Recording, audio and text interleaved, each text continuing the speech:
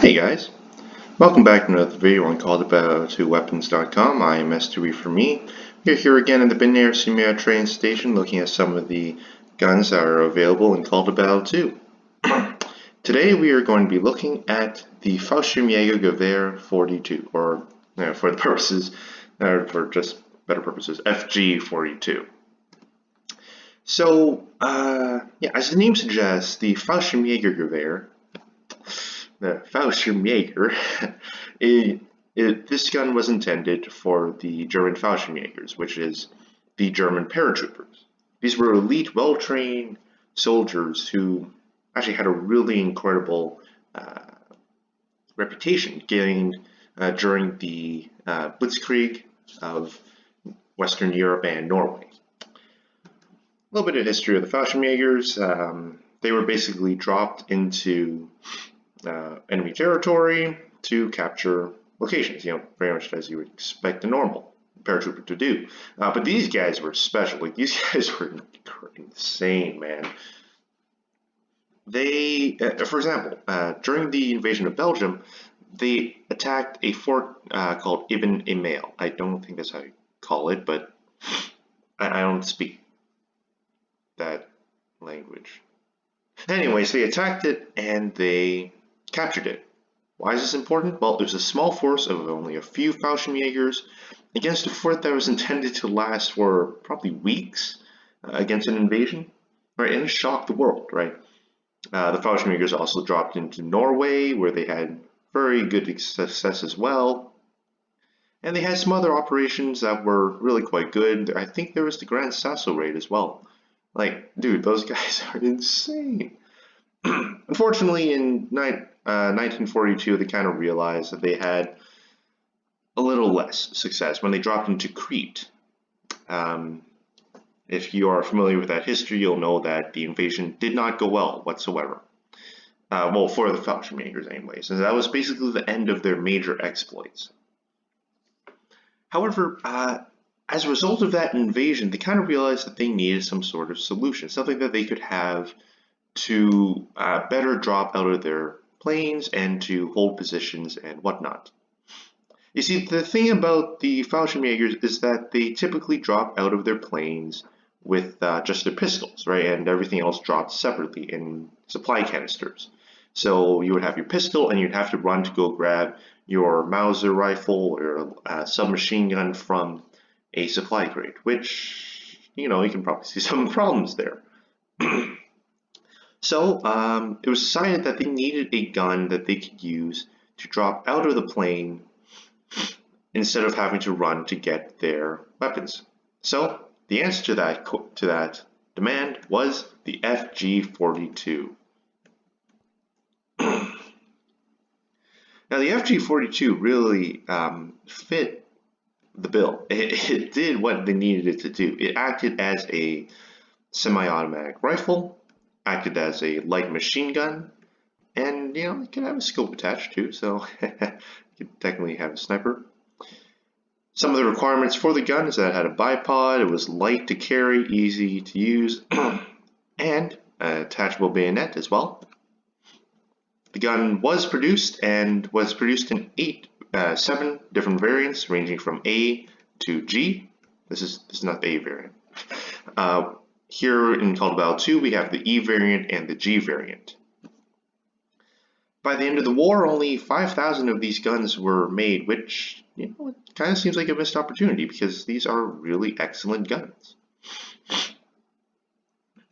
So with that being said, let's take a look at the FG42 and kind of see how it is. So we'll mostly look at the E variant for the purposes of this is E variant, right? This is E variant for the purposes of this viewing, because the E variant is the earlier one. Anyways, so you'll notice that first of all it has a pistol grip, so it's not a rifle stock. You have a you have a stock here, bipod. You have a retractable bayonet, as I mentioned before. Unfortunately, the bayonet is not usable in Call to Battle 2. I believe the reason for that might be because it is a kit gun and not a normally available gun, so I don't know. I think it's the same reasoning for the Ross bayonet. Okay, I could be wrong. The FG42 takes 10 round magazines or 20 round magazines, as in this case, and I have to say it fires really well. So let's pull it out. Alright, this is the FG42. Oop, let me turn on my sound. There we go. So as you can see, it can fire full auto. It can also fire semi-auto. You know, reload that. It's a very controllable gun. Certainly, you can see that right there. And you go prone, it's like, oh yeah, bro.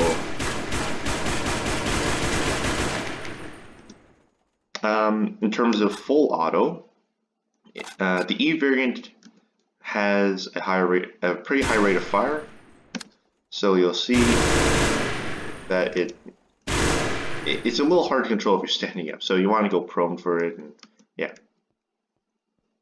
Anyways, that's the FG42E variant. Looking at the differences in the G variant, you notice some things right off the bat. First of all, the color. I don't really think the color was a thing in real life, but hey, you know what? Lauren wants to do this. That's totally okay. Anyways, you'll notice first of all that the pistol grip is on a different angle. So this is more angled. This one's more straight up and down. You also notice that the sights are different. So instead of just a pin sight at the front, it's a rounded sight at the front instead. You also notice that the rate of fire is significantly less, so it's definitely more controllable. I personally like this one better because of the sights, but you know, the rate of fire certainly helps as well. Bayonets, I think the same. And the bipod. The bipod is actually moved up on the barrel. In terms of this being a thing, in terms of the bipods being different, I think that might just be something Lawyer added in. He certainly based it off of something in real life, because he did mention that he saw the bipods being placed in different places. He just wanted this to be used to differentiate the G variant and the E variant more easily. So yeah. Now the thing about this gun is that if you ever wanted it to be available for everyone, unfortunately it might never be because of legal issues.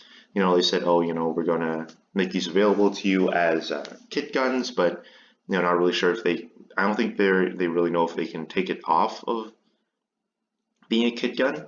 There certainly was an attempt. Unfortunately, that did not turn out too well. I think they said they might be looking like another version of the FG42 to replace one of these two or something like that. I certainly hope so. This gun is really quite good, and it's more common than a lot of kit guns. So I have to say, you know, if they can pull it off, that'd be awesome. Yes, just to end, a little anecdote about the FG42 and Call to Battle 2. I remember my first few weeks playing on the mod and playing on the Reichstag map. I just remember getting mowed down constantly by these FG42 snipers and the machine gunners on the roof of the Reichstag.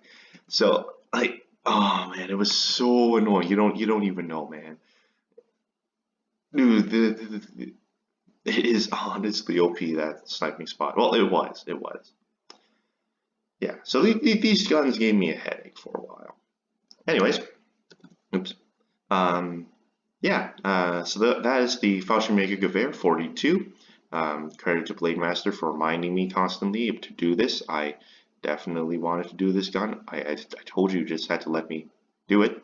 Anyways, if this is a gun, if these two guns are something you looking to use, and perhaps you wanted this uniform as well, go and check it out on the Call to Battle 2 store. It is found under the Elite Snipers kit pack or the German Elite Sniper.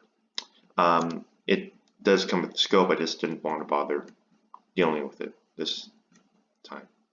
Anyways, yeah, thanks for watching, and I'll see you in the next one.